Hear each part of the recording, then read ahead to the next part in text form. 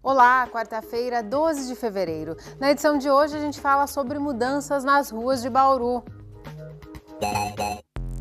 Endurbe faz novas intervenções para melhorar o trânsito na Avenida Nações Unidas. A procura por carros movidos a gás caiu. Entenda por que o GNV está desaparecendo das ruas.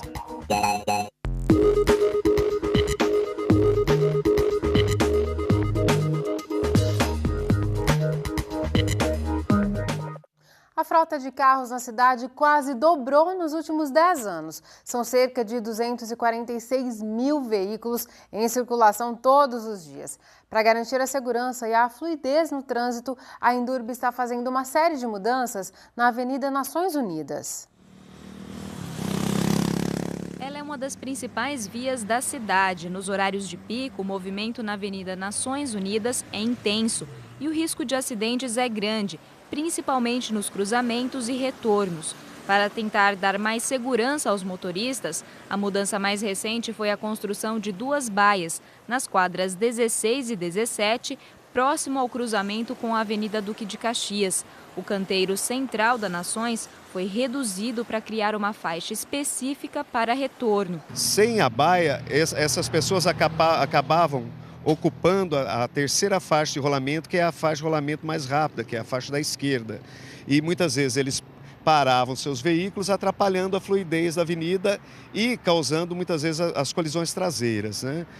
Esse foi o principal propósito da implantação da baia, ou seja, melhorar a fluidez e aumentar a segurança nesse retorno. A uma quadra dali, no cruzamento com a rua Benjamin Constant, um semáforo vai ser instalado ainda neste mês. Os motoristas não vão mais poder fazer a conversão na avenida. As duas ruas paralelas a Benjamin Constant já tinham recebido mudanças, como noticiamos há cerca de um mês no Unesp Notícias. Um semáforo foi instalado na Conselheiro Antônio Prado e o canteiro com a Constituição foi fechado. Outra novidade na Nações Unidas é a rotatória na quadra 42, que faz a ligação com a Avenida Água Comprida. A obra da avenida está praticamente concluída. Agora o que falta são os empresários que construíram a Avenida da Água Comprida fazerem a sinalização de trânsito para que ela possa ser liberada. E aí nós, na Endurbe, iremos transferir o semáforo que hoje contempla um retorno para a pessoa adentrar na rua Bento Cossi, ali no Jardim Contorno. Esse semáforo será deslocado para esse cruzamento com a avenida e aquela abertura atualmente existente será fechada. Você viu aqui no Unesp Notícias que foi aprovada a lei que isenta idosos e pessoas com deficiência de pagar estacionamento rotativo nas áreas de Zona Azul e Verde de Bauru. O projeto de lei foi apresentado no fim do ano passado pelo vereador Fábio Manfrinato.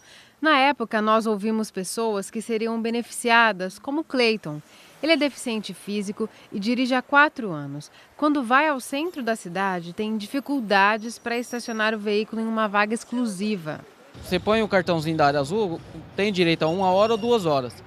Se você ficar mais que isso aí, você tem que voltar no seu veículo para poder trocar. Muitas vezes você tem que ir atrás do rapaz que vende o cartão, porque ele não fica no local. Para ajudar em situações como essa, e também no caso dos idosos, o texto prevê isenção de pagamento do estacionamento pelo período de 2 horas. Para isso, os beneficiados teriam que se cadastrar na Endurbe como portadores de credencial de estacionamento para vagas exclusivas. Esse é um projeto de extrema importância devido já às pessoas com deficiência e idosos já terem por direito as suas vagas exclusivas e nada mais que direito também deles de terem a isenção em suas 2 primeiras horas de uso. Isso facilita muito a mobilidade dessas pessoas. Muitas vezes eles não encontram o talão da área azul no local, tem que sair para comprar e é um trabalho para aqueles que têm uma mobilidade reduzida. Agora nós vamos entregar esse projeto autorizativo, vamos conversar com o prefeito, apresentar essas ideias e pedir que ele se reúna com a Endurbe, que é o órgão fiscalizador, é o órgão que vai executar esse serviço também, e ele vai executar e o GOT, que seria a parte de fiscalização, ele tenha essa ferramenta para saber que as pessoas estão utilizando de forma correta essas vagas. O tempo começou a mudar hoje, já choveu em vários pontos da cidade, mas vamos ver então se a chuva volta de vez para a nossa região. Veja os detalhes no mapa. Chove em vários pontos do estado de São Paulo, principalmente no norte e no centro. O tempo continua instável nesta quinta-feira. Em Bauru, uma chuva rápida e fraca pode passar por alguns bairros da cidade. Não está descartada uma pancada mais para o fim do dia. A umidade do ar agora é alta, está em 68%. Temos ventos de brisa a 4 km por hora. A máxima hoje ficou em 29 graus. Amanhã deve subir para 33 em Bauru, em Piratininga e em Agudos. A gente vai para um rápido intervalo e na sequência você vai ver. Cai a procura por gás natural como combustível de carros.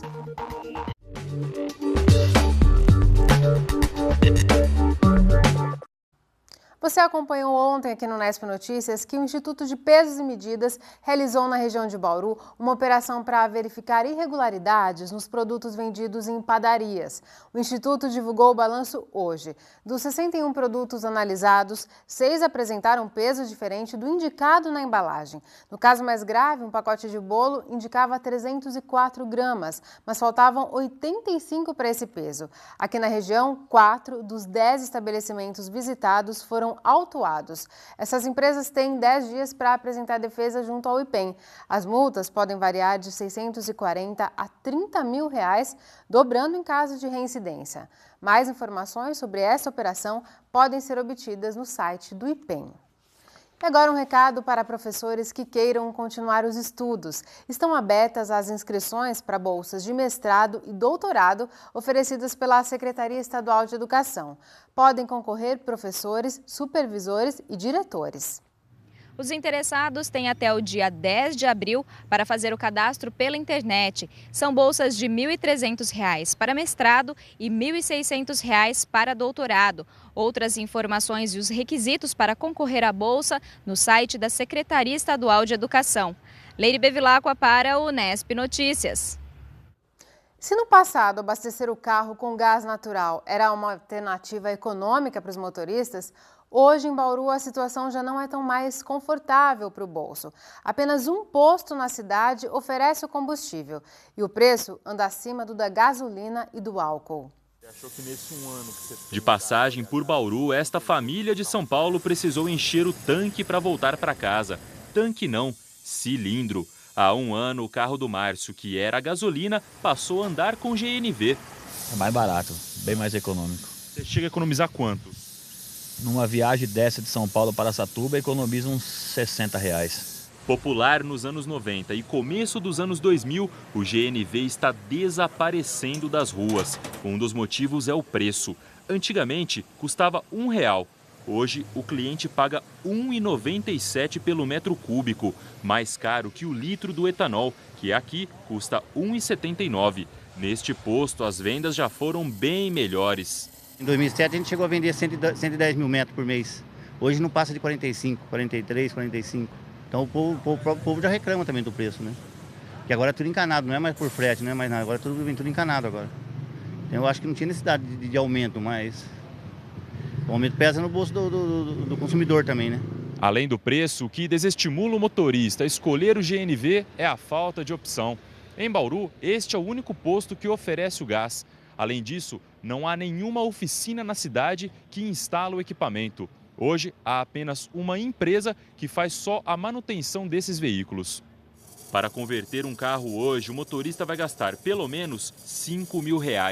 Para este engenheiro mecânico, instalar um kit só vale a pena se o motorista rodar uma quilometragem muito alta durante o mês.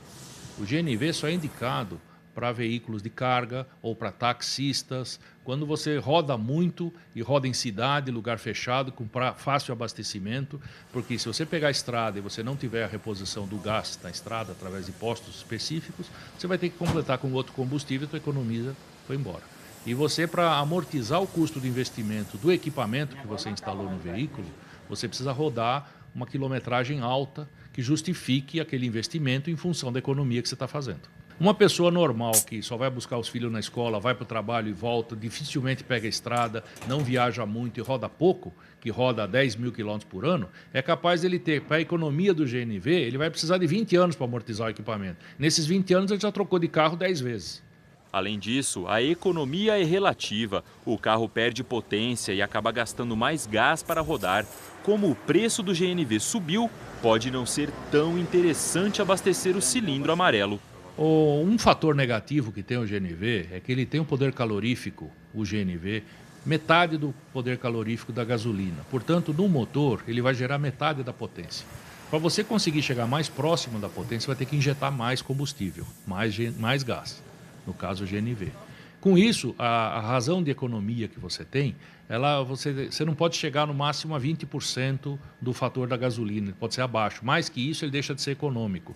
Outro fator negativo é a burocracia. Anualmente, o cilindro precisa passar por uma vistoria, que custa cerca de R$ 250. Vanderlei só não desistiu porque o carro movido a GNV já está na família há bastante tempo. Você falou que tem o carro faz uns 3 anos, mas se tivesse que botar o kit num carro novo, você não colocaria. Por quê? Isso eu não colocaria pelo consumo, né? Hoje em dia um carro que já é flex, ele já tem um consumo equiparado ao carro que é com gás, né? Como era antigamente. Vamos colocar um consumo aí de 14 km com 1 litro de combustível, né? No gás não compensaria pelo custo que você ia ter hoje, você gastar na média de 3, 4 a 5 mil reais mais ou menos.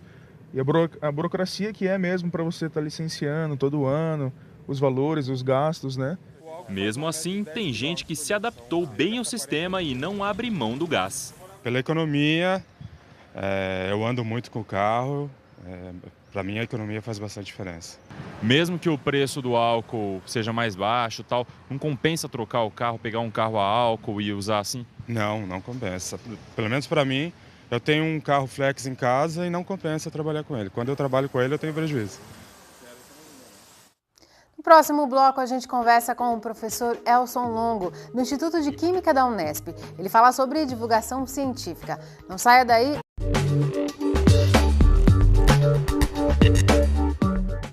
Estamos de volta e recebemos agora o professor Elson Longo, da Universidade Federal de São Carlos e também diretor do Centro de Pesquisa, Inovação e Difusão do Instituto de Química da Unesp em Araraquara. Professor, muito obrigada por sua presença aqui no Unesp Notícias. Eu agradeço sinceramente a presença, mas eu sou da Unesp, eu sou ex-professor da UFSCar. Ah, tá certo. E o professor passou hoje pelo campus aqui de Bauru para falar sobre divulgação científica. Eu começo exatamente com esse tema, professor. Qual que é a importância das pesquisas desenvolvidas nos centros, nas universidades, chegarem às pessoas, né? De forma que elas compreendam essas pesquisas? A universidade, há 10 anos atrás, fazia sua pesquisa e não se importava com a sociedade. E o CEPID obriga todos os centros que pertencem ao CEPID a fazer a divulgação.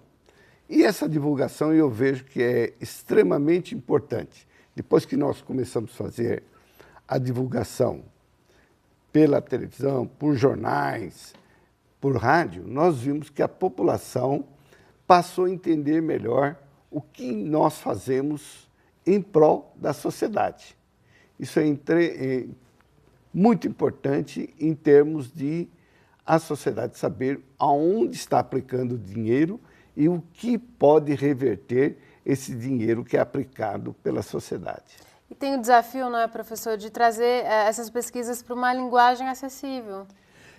Esse é o problema nosso. Nós, como pesquisadores, não temos essa competência. Vocês têm nos ajudado ao longo desses anos, porque o jornalista, ele dá a notícia de tal forma, a mesma notícia que nós temos é toda rebuscada, com termos técnicos complicados, e o jornalista ele tem a capacidade de transformar aquilo que é complicado para coisas extremamente simples, e existem 2 pontos importantes nisso.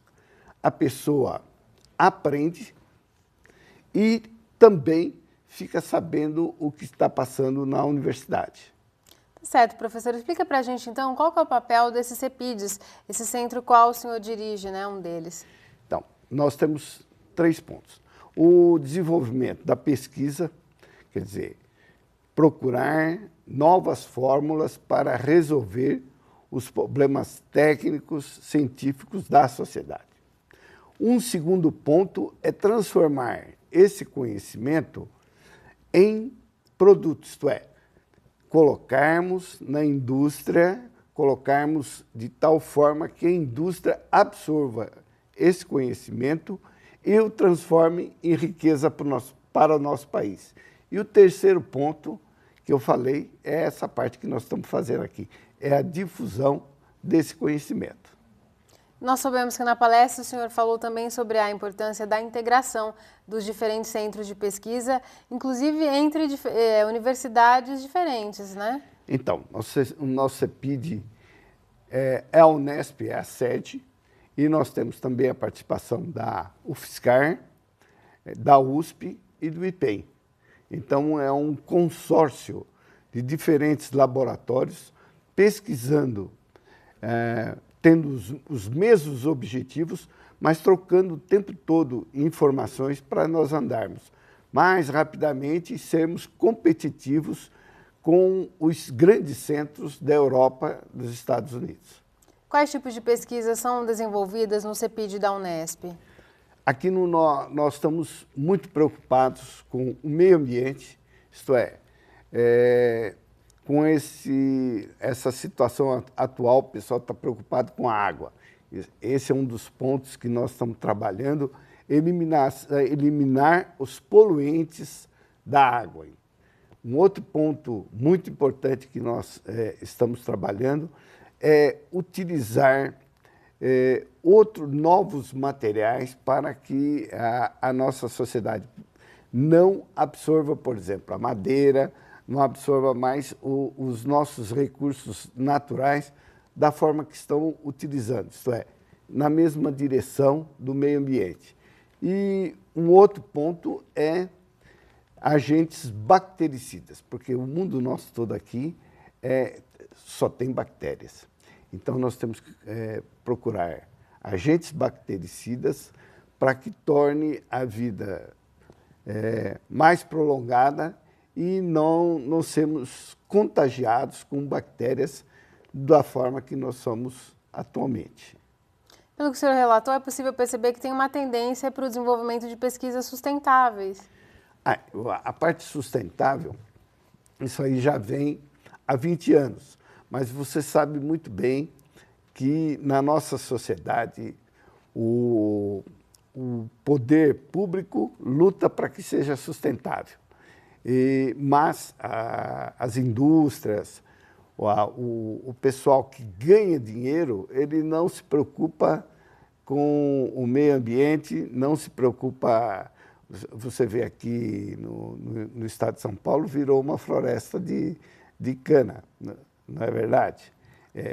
Tiraram quase todas as nossas árvores e, com isso, você vê o meio ambiente como está agora, né? Então, essa preocupação que tem que ter a nossa sociedade de hoje. Nós não viver bem somente hoje, mas garantir o futuro dos nossos filhos e dos nossos netos. Entre as pesquisas desenvolvidas no Instituto de Química da Unesp, já tem algum produto já pronto, que já chegou à indústria, ou que esteja próximo disso, professor? Sim, a Unesp ajudou enormemente criar o centro de Santa Gertrudes. Santa Gertrudes, o pessoal fazia tijolos e telhas. Hoje em dia faz revestimento cerâmico e no Brasil, São Paulo é o segundo maior produtor de revestimento cerâmico do mundo. Então, só isso já justifica, não falando de outras coisas, só isso já justifica o que o poder público investiu na Unesp para desenvolvimento de novos materiais. Tá certo, professor. Foi um prazer recebê-lo aqui no Unesp Notícias. O prazer foi todo nosso e vocês estão de parabéns fazer essa difusão. Isso aí é extremamente importante, não só para a nossa universidade, mas sim também para a população. Essas foram as notícias de hoje. Você pode rever as reportagens desta edição no nosso site. O Unesp Notícias volta amanhã às 5h30 da tarde, ao vivo. Tchau!